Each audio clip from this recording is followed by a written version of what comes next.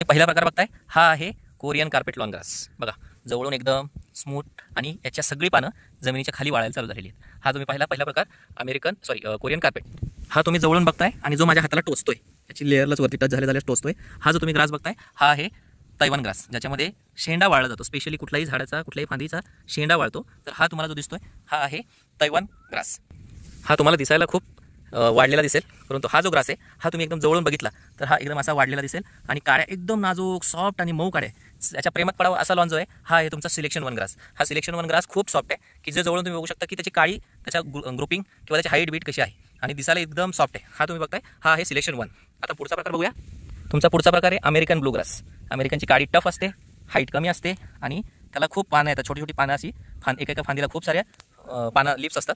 So हा जो दिसतोय हा तुमचा अमेरिकन ब्लू ग्रास। याचा व्ह्यू अजून एक अमेरिकन ब्लू ग्रासला ज्यावेळेस पाणी कमी पडते आणि त्याची हाईट वाढत नाही त्यावेळेस तो असा दिसतो। ह्यामध्ये कुठेही सिंगल काडी नाही किंवा कोरियन तैवान सारखं याचा शेंडा सिंगल नाही, याला बल्कमध्ये किंवा असं गुच्छा टाईपची एकाच ठिकाणी 4-4-5-5 काड्यांचा हे फुटवा येतो। तर हा तुम्हाला जो दिसतोय समोर हा आहे अमेरिकन ब्लू ग्रास। यानंतर पाचवा प्रकार मी तुम्हाला याच लॉनमध्ये उगवलेला आहे की जो खूप रेअरली आपल्याकडे येतो, परंतु खूप असा चांगला नसलेला आणि त्याला विचित्र असं नाव दिलेलं आहे बर्मुडा लॉन ग्रास। तुम्ही जवळून बघू शकता ह्या काड्या आपण आधीच एक्सप्लेनमध्ये तोडल्या होत्या।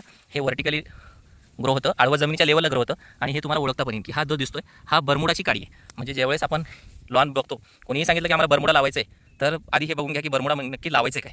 तर हा जो ग्रास आहे हा बर्मुडा आहे। ॲक्च्युली हा तैवानमध्ये उगवला आहे परंतु आडवा आहे। हा तुमचा बर्मुडा ग्रास।